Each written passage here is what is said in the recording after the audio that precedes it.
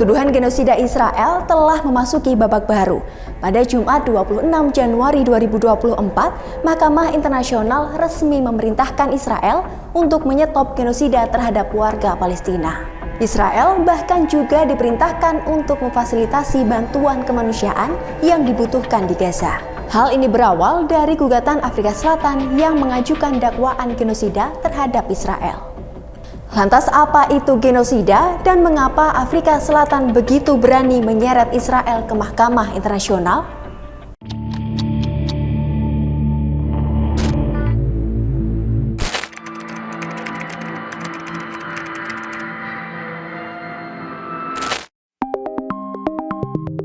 Di tengah kalut perang di Gaza yang kian menjadi-jadi, Afrika Selatan tiba-tiba membuat langkah yang mengejutkan dunia.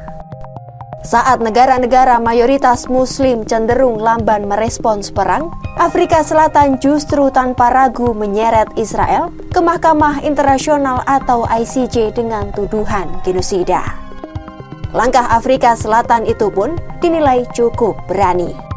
Tepatnya pada Jumat 29 Desember 2023, Afrika Selatan mendesak ICJ segera mengeluarkan perintah bahwa Israel telah melanggar Konvensi Genosida 1948 terkait tindakan keras terhadap warga Gaza. Lalu pada Kamis 11 Januari 2024, Mahkamah Internasional menggelar sidang perdana kasus tersebut di Den Haag, Belanda. Sidang awal ini digelar dengan agenda hearing atau mendengarkan argumen kedua belah pihak yang berlangsung selama 2 hari. Dalam gugatannya, Afrika Selatan memaparkan kekejaman Israel di Gaza yang dinilai termasuk dalam tindakan genosida. Afrika Selatan lantas membahas pemberlakuan isi Konvensi Genosida 1948 terhadap Israel, di mana konvensi itu menyatakan negara-negara anggotanya wajib menghentikan dan mencegah genosida.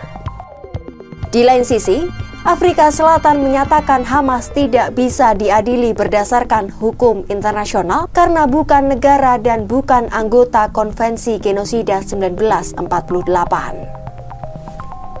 Hal itulah yang memancing amarah Perdana Menteri Israel Benjamin Netanyahu.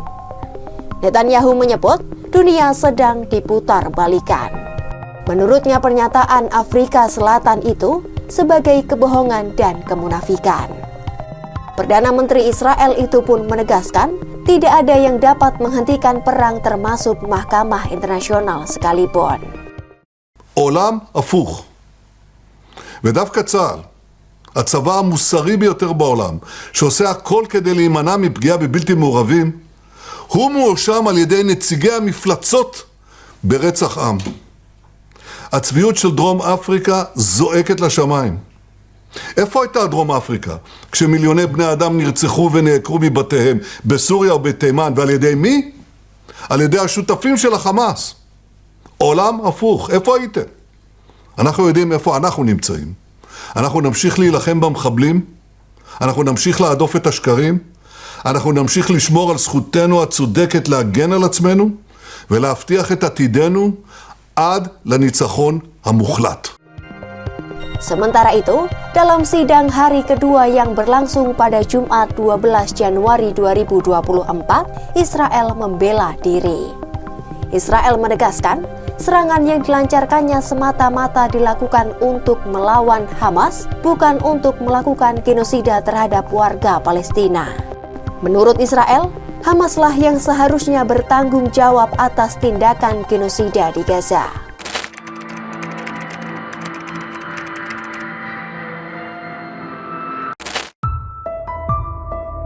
Mahkamah Internasional pada Jumat 26 Januari 2024 secara resmi memerintahkan Israel untuk menyetop genosida terhadap warga Palestina. Dalam putusan itu, para hakim ICJ mengatakan Israel harus mengambil semua tindakan sesuai kewenangannya untuk mencegah pasukannya melakukan genosida. Israel juga didesak harus mengambil langkah-langkah untuk memperbaiki situasi kemanusiaan, seperti mengizinkan segala bantuan dapat masuk ke Gaza, serta memfasilitasi bantuan kemanusiaan yang sangat dibutuhkan. Sebab ICJ menyatakan orang-orang Palestina merupakan kelompok yang dilindungi berdasarkan Konvensi Genosida 1948. Di sisi lain, ICJ tidak memerintahkan gencatan senjata. Menanggapi putusan itu, Netanyahu bersikukuh menyebut Israel punya hak untuk membela diri. Perdana Menteri Israel itu mengklaim tuduhan tersebut tidak benar dan keterlaluan. Sebab menurut Netanyahu, perang yang berlangsung sejak Oktober 2023 itu dilakukan untuk melawan kelompok Hamas, bukan warga sipil Palestina. Our war is against Hamas terrorists, not against Palestinian civilians. We will continue to facilitate humanitarian assistance and to do our utmost to keep civilians out of harm's way, even as Hamas uses civilians as human shields. We will continue to do what is necessary to defend our country and defend our people. Di lain sisi, keputusan ICJ itu disambut gembira pihak penggugat. Presiden Afrika Selatan Cyril Ramaphosa mengapresiasi keputusan tersebut sebagai langkah penting untuk menjamin keadilan. It is our earnest hope and wish that this court order paves the way for an end to this crisis and this painful experience that Palestinians are going through. And we hope for an end to the terrible loss of life and hardship, and for the crucial first steps to be taken towards reconciliation and a just, lasting peace.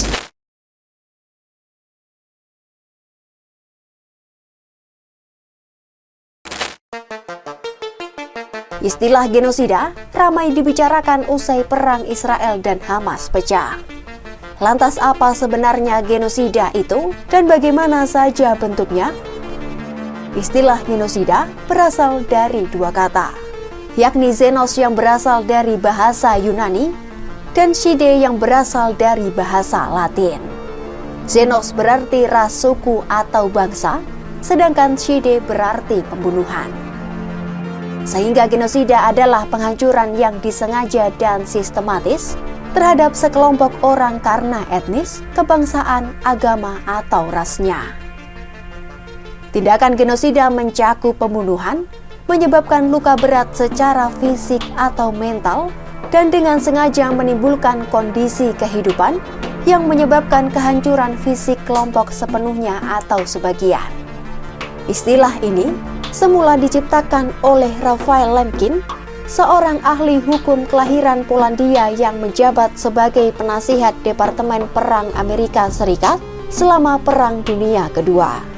Saat tinggal di Polandia, Lemkin telah kehilangan lebih dari 40 anggota keluarganya karena genosida yang dilakukan oleh Nazi. Lemkin kemudian mengkampanyekan resolusi konvensi genosida selama bertahun-tahun. Hingga akhirnya pada 9 Desember 1948, konvensi genosida yang dirumuskan oleh Lemkin berhasil diadopsi dengan suara bulat oleh Majelis Umum PBB. Konvensi ini lahir untuk melindungi manusia dari kejahatan pembunuhan massal yang terjadi baik selama perang maupun di luar perang. Israel dan Afrika Selatan sendiri termasuk dalam 152 negara yang menandatangani konvensi ini. Afrika Selatan berpangkal pada 5 hal dalam gugatannya kepada Israel.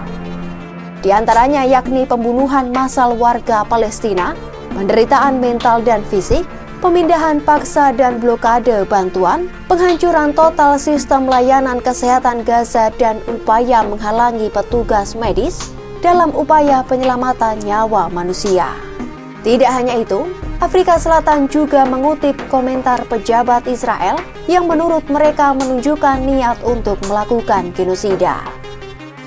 Merujuk pada konvensi genosida, niat memang menjadi salah satu elemen kunci dari genosida, yakni niat untuk menghancurkan sepenuhnya atau sebagian kelompok nasional, etnis, ras, maupun agama.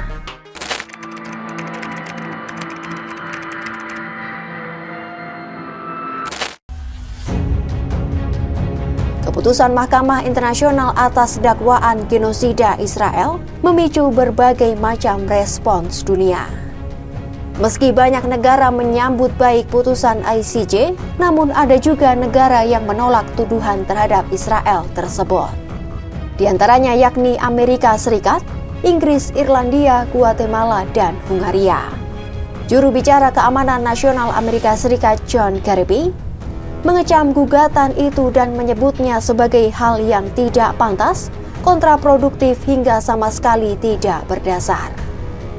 Sementara itu, aksi Afrika Selatan juga mendapat dukungan dari banyak negara, terutama negara-negara yang mayoritas beragama Muslim. Malaysia menjadi negara pertama yang secara terbuka mendukung Afrika Selatan. Dukungan itu juga dilakukan Turkiye dan Yordania dengan menarik duta besar mereka dari Israel. Langkah Afrika Selatan menggugat Israel ke Mahkamah Internasional memang mengguncang dunia. Langkah ini berjalan hingga akhirnya Mahkamah Internasional mengeluarkan putusan sementara yang memerintahkan Israel untuk menghentikan genosida di Gaza. Di lain sisi, dalam putusan itu Mahkamah Internasional tidak memerintahkan Israel untuk menghentikan perang.